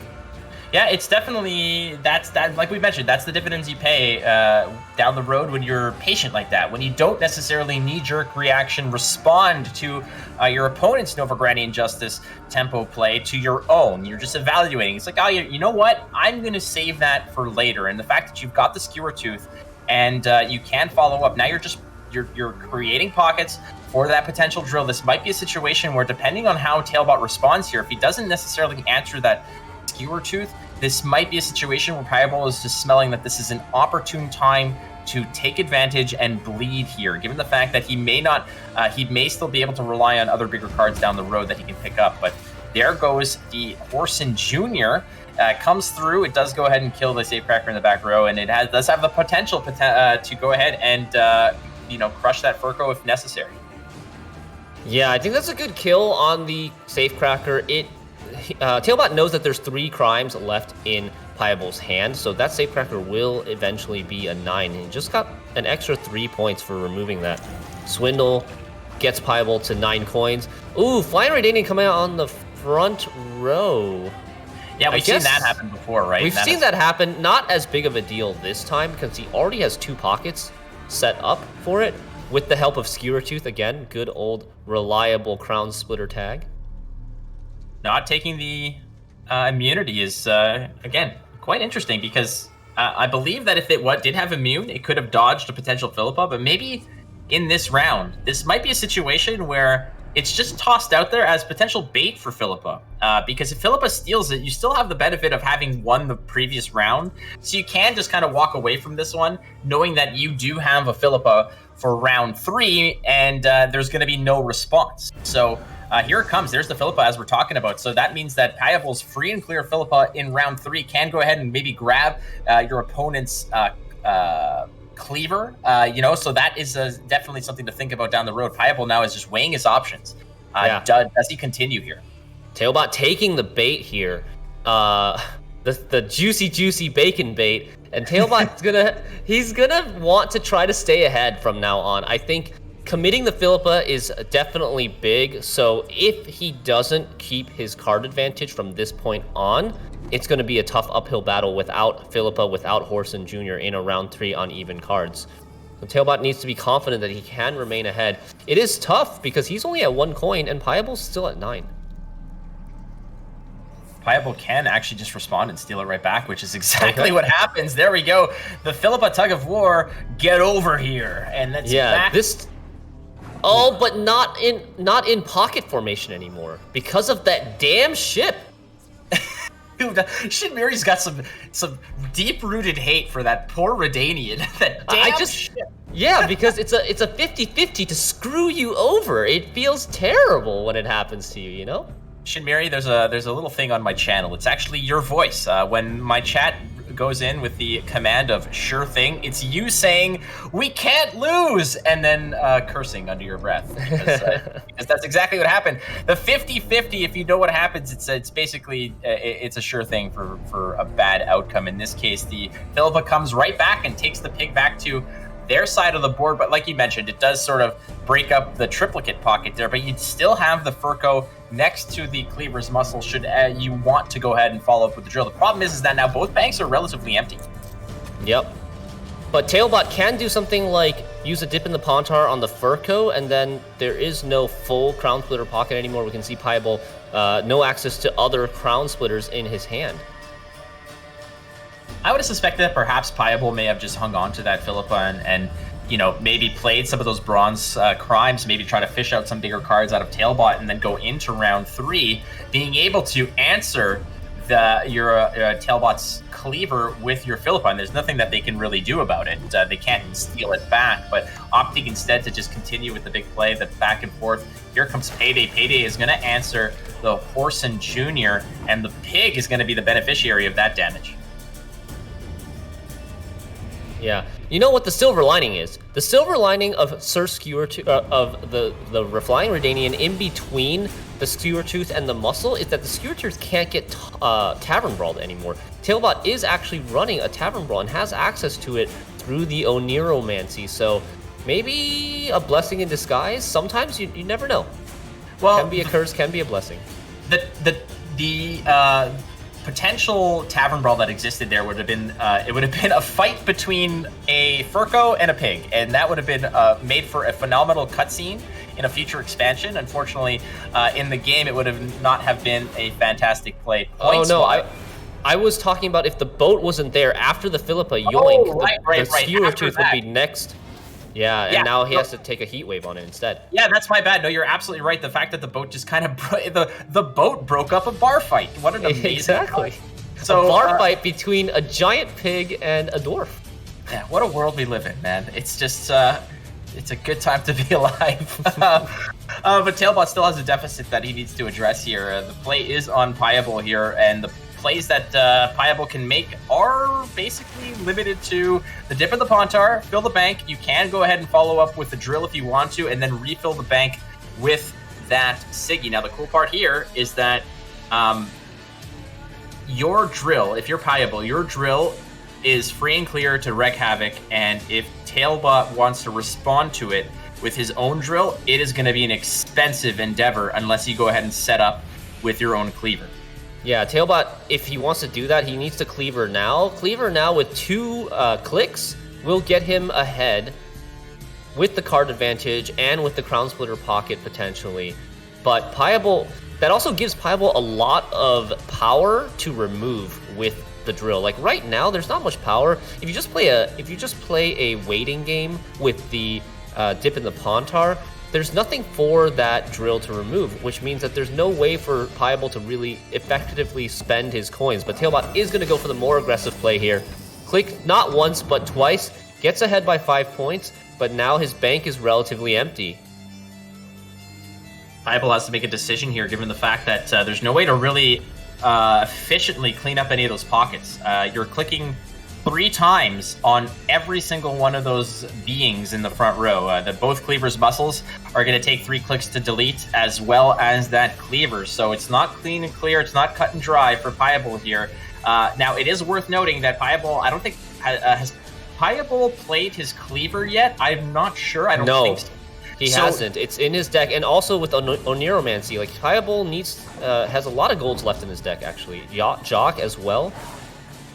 And this is a good, perhaps, foresight here, is the fact that, okay, I've got Oniromancy wheeling back on my side here. I can go ahead and grab that cleaver, create those pockets that I need in order to, make for a really, look at Pajabol nodding, acknowledging the great top deck's 3 golds off the top, and now he has access to the cleaver as well. This looks like a great hand. Yeah, that's the hand you want to walk in with, especially if you're down a card. That is just beautiful. The fact that you're going to Oniromancy into Cleaver, you're going to click a couple times, create some pockets. You do have a drill ready to go. Now, that drill is not necessarily going to survive, but look at all the other firepower you have. You've got Jacques, you've got Siggy to fill the bank again and go ahead and spend more on Jacques. I believe that TailBot already used his Heat Wave, so that's off the menu now. And there's every card that TailBot has here is it represents so much reach. Every card that Pajabol has. That Pajabol has, it just represents so much TailBot reach. actually had to mulligan away his drill because he just has no pockets, no Crown Splitters, except this Gourd, but Gourd needs to be played very late. So, yeah, despite going down a card, Pajabol just has so many resources left in his deck to draw into, and I think he should be favored here with this sort of hand.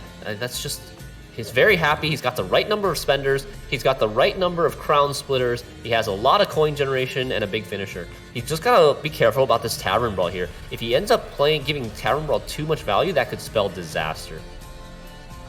I could see a situation where perhaps Pajabol may, he'll Oniromancy into Cleaver. He may even click his coins rather liberally here, but I don't think that's the line he'll take. It is a possibility. I think he's just going to click it twice to ensure that he'll have a follow up with the drill to do a lot of damage.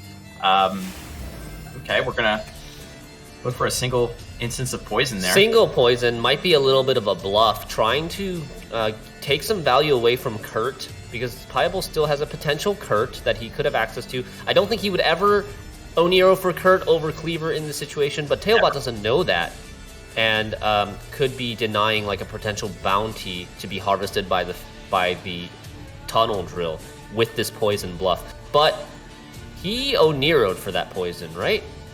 I believe so. I think he did. So if Pajabol is very keen on that observation, he's not going to respect the poison in hand, because why would you ever Oniro for a poison if you already had a poison in hand? Now, I have a friend named Gary, and we used to play Texas Hold'em all the time, and he would have had this move where he would bluff like crazy, and then when we'd call him, he'd have no cards. And the whole thing that we tell them is like, you know what, sometimes you could bluff it, it's all good, but when you get called, you're bluffing with nothing. And that's where basically Pajabol in this case is, he's basically just saying, all right, fine, go for it. I got other kinds of spenders, it's not a big deal, and here we go. Interesting spot for that Cleaver. It's to play around Tavern Brawl. Like, yeah, you're he's dodging very the Tavern conscious Brawl. about it. Dodging the Tavern Brawl, and you're not playing any crimes anymore, so it doesn't even matter how many Crown Splitters Cleaver is adjacent to, because there are no more crimes left. Tavern Brawl is going to be a good answer for that drill. Not exactly a huge tempo play, but we're going to start with Siggy here. And the cool part about the drill, ladies and gentlemen, is that it has it could just click as many times as you've got coins. So you're going to see it come down, wreak havoc on TailBot, and then, I mean, it might just get answered after the fact, but the damage is already done here as TailBot is sort of clinging. He is down a few points, but he does have some he does have some options here, as that is a pretty big deal there. That Jackal does spend relatively efficiently, all things considered, as we see him just go all the way to the top here. Let's go to 23 points. Yes, TailBot showing off that unconditional 23 for 4 once again. And the reason he's using all of his coins going super tall is because he doesn't want to make it easy for this tunnel drill to remove his only spender. If he doesn't spend, then all those coins are going to end up going to waste. Here comes the last clicks of the line pockets, but a few more coins and toss there. The drill does get a lot of work done, and suddenly it seems like a massive mountain that you need to climb, especially given the fact that really, what do you have left? That Tavern Brawl, it does kill the drill, but the drill came through already. That story has been written, and unfortunately, TailBot here has a big hole to climb out of, and I don't care how fat that gourd is, I don't think you're getting out of a 26-point deficit. No, you're not, and you called it, Flake. Despite the 2-0 lead, we are indeed going to a game number 5 in this finals of Gwent Open number 1 between two of the best players on the scene right now, TailBot, Pajabol. We are getting our money's worth here at Gwent Open number 1. Yeah, it was going to come down to 5 games, Shinmiri. I'm pretty sure that's just how it goes. We've casted a 6-game matchup, and here we are again casting another best of 5. So we're in game 5, Pajabol versus TailBot. I mean, I don't think that anybody is surprised that it's gone to 5 games. Pajabol is one of the best in the world. TailBot's been here before. We're going to see, another line pockets game here, but we're going to just sort of cruise back to that very, very pivotal round 2. And a lot of this is banking on the fact that in round 1, Pajabol was very patient. Didn't drop that Novigradian Justice to go ahead and pick up the second safecracker, suspecting that, you know what, I'm gonna let TailBot drive here, and it's perfectly fine, because in round 2 I'm just gonna have a little bit more latitude to do what I want, because I'll have more reach with that play. And he did manage to go ahead and push the tempo there. A clever little skewer tooth here or there that sort of bounced around from one side to the other, and managing to bleed out those key cards, and basically making TailBot's tunnel drill relatively useless. Exactly. Very well played by Pajabol in that last game. But now we are on game number 5. Pajabol has got his work cut out for him. This is one of the most unfavorable matchups for Nature's Gift, in my opinion. No hard removal. Very difficult to kill something like Cleaver, like Skewer Tooth.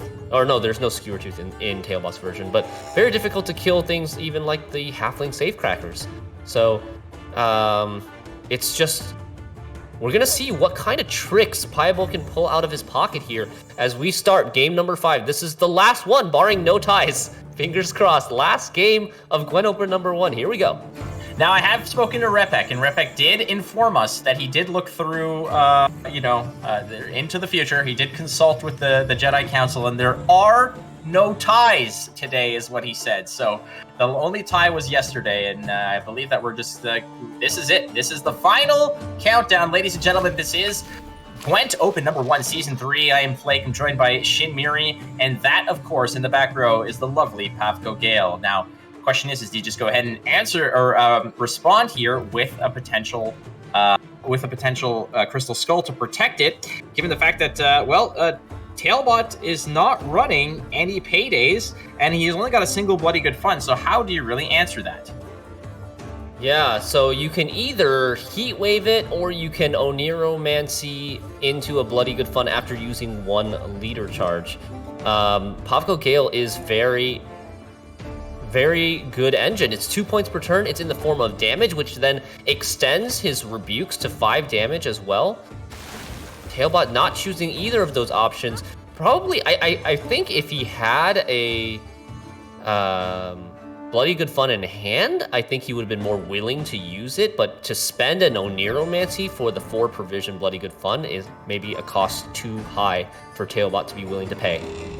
There's always the option here to actually use your Shaping Nature and drop the 6-point boost with Veil. It's puts it at 8 points. It's still, I guess, vulnerable to Philippa. Should that be something that Pajabol wants to be able to play around? However, the other option here is you just go ahead and drop in with the Crystal Skull here to protect it as well. If you drop the Crystal Skull, Pavko Gale's gonna be boosted by exactly 1 at 6 power, and that is prime meat for Horson Jr. This could be what TailBot's thinking with the dip in the Pontar hitting it for 3 to set up for that sort of situation. But we're going to protect it, friends, just protecting friends here. It's all harmonious and wonderful here in Nature's Giftland as Figus comes through, and a nice dwarven hug for Pavko Gale as he's flanked by a burly protector and a smaller, littler dude, a sidekick, if you will, as that's one way for Pajabol to at least protect or just buy a turn in order to, maybe decide what he's going to do afterwards with that Pavko Gale. The issue, Shinmiri, like we discussed, is the fact that a devotion list for Scoia'tael doesn't necessarily have those point-click delete type options that other lists will have. Obviously, non-devotion lists, such as what TailBot's representing now, has that option for something like a Heatwave, but devotion for Scoia'tael typically lacks that kind of that hard removal, those pure control elements. Oh, look at this. This is going to come out as a 7, I think. And now the Pavko is online to bring it down to a 5. And Rebuke is going to clean up this Halfling Safecracker very cleanly. Getting rid of that Crown Splitter means that, you can't follow up with a Novigradian Justice. You're going to have to go find Furko if you want to continue to contest this round, and maybe, just actually have some points generating an engine, some good tempo. So we'll see if that's the case here as TailBot opts in this case. You know what? I'm going to drop the Poison. In this matchup, that Poison is probably useless, given the fact that there's a couple Dryad's Caresses floating about. So I don't think you're ever really going to actually convert on it. But now the clever part here, Shinmiri, is the fact that if you're dropping Poison on that defender and Pajabol opts to purify the poison away, you're just taking out the defender status as well, which opens up Pavko. But very adeptly using the Crystal Skull in this case to just go ahead and drop Veil on it. Yeah, the worry is that at 9 strength, it's the perfect target for a Philippa, TailBot having 9 coins, but at this point, I think dropping and trying to still contest the round with Philippa might end up just not really yielding much reward because TailBot is so far behind already. 19 points behind, might be better off just saving your resources and passing this round and looking to fight for round 2 and 3 instead. Good intuition there, Shinmiri, as that's exactly what TailBot does. Is he's not going to go ahead, and he's not going to play the Lady Scorpion to go ahead and pull that Figus over to his side, because it would have put him ahead, but not by that much. So rather, we're going to hold on to these big resources and not necessarily burn one of those Oneromancy charges. Onero Prime still in the hand, and there she is. There's Philippa. Lady Scorpion, the get over here girl, is ready to go, as well as TailBot is still wielding some of those bronze primes around, and Pajabol does have some work to do because his hand is not looking all that fantastic, in all honesty here. There's a lot of spells, a lot of nature cards, but where is that firepower, Shinmiri? Well, some of that firepower was used to win round 1 because like Povko and Figus, these are big commitments.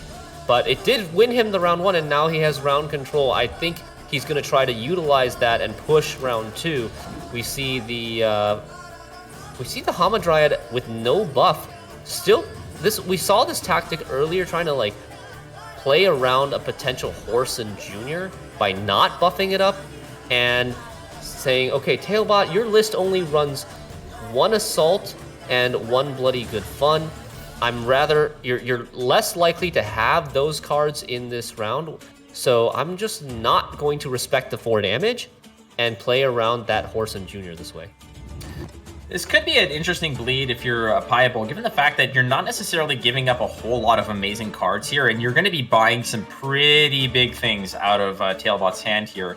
TailBot's just going to go ahead and drop in his own Sea Jackal, which is not a spooky card, but he's going to also click it up 1 there to get it out of rebuke range, so it is still going to be available as a threat. But Pajabol here is still thinking, a lot of these cards that he has, they're not fantastic. I mean, the double Dryad's Caress, you could probably suspect that one of those is going to get wheeled here, maybe dropped onto the Hamadryad, and you're still in that 7-card range. You're not losing your card advantage by any means. TailBot here doing the same, just dropping some bronze cards. And again, neither player is, they're just testing the waters here and playing expendable cards before we get to a bigger round. But I mean, Shinmiri, look at these 2 hands. One of them is littered with, with bronze special cards, and the other one looks like it's just ready and rearing to go for a fight. Here we go, Pajabol really showing the commitment now. For sure, the push is on. Ethne being dropped in round 2. I think he's going to want to eventually Call of the Forest into Gezra in this round, because Gezra is going to be useless in a shorter round 3 if he continues to commit and push in round 2. So I feel like that's what Call of the Forest is reserved for. And then Fove could potentially get Ice from Council into a Dunka, into a second Hamadryad if you take the Dryad version, or it could get you a Dragoon if you intend on taking the Elf. For movement, maybe to move that Crown Splitter, the Tunnel Drill into a different position out of the pocket.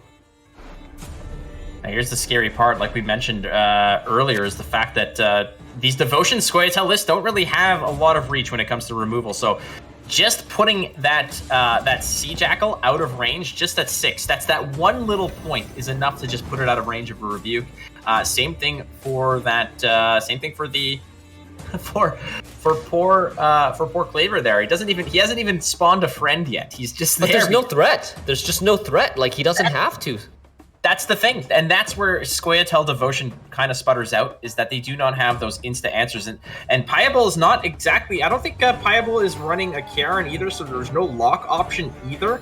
So really, it's going to come down to just just this gigantic point war of haymakers being thrown back and forth, as TailBot looks so comfortable, doesn't even click to create a friend, and that's the kind of comfort you have when you're playing against a Scoia'tael Devotion list. Well, here we go. So Pajabol actually has Symbiosis 4 right now. 1 from his leader, 3 from these Dryads on the board. And now these bronzes don't look so bad anymore, do they, Flake? These bronzes are getting 4 bonus points every time you play them because they're all nature cards. He's got a hand literally full of nature cards, and Fove, who will pull a nature card. How dare you? How dare you challenge me that way? But you're absolutely right. Those nature cards with all that symbiosis in the back pocket means that you're getting a 4-point bonus off of everything you do. And here comes the Tunnel Drill. He's going to put it in a nice cozy spot, as we're going to see opting. Okay, we're going to just go ahead and kill those extra units, and we're going to go ahead and maybe call in a little bit of favor from the bank here, get some of those coins in the pocket as well. I'm just wondering if TailBot wants to continue to spend, because that drill is the only vulnerable card on the board for TailBot here. Yeah, and you might be wondering, like, why did he not click the Cleaver first to get the pocket? Because the units that he was trying to kill were 2 strength and 4 strength. So whether the drill does 2 damage or 3 damage per click, it wouldn't change the number of coins that he needed to spend. So this way, without clicking, he can save coins, which are carryover essentially for him, and he just clicked the bare minimum amount of times to get ahead. and preserve his card advantage. And now we see the Justice come out. The Halfling Savecracker going to... I would suspect that maybe he would have gone to the left. Yeah.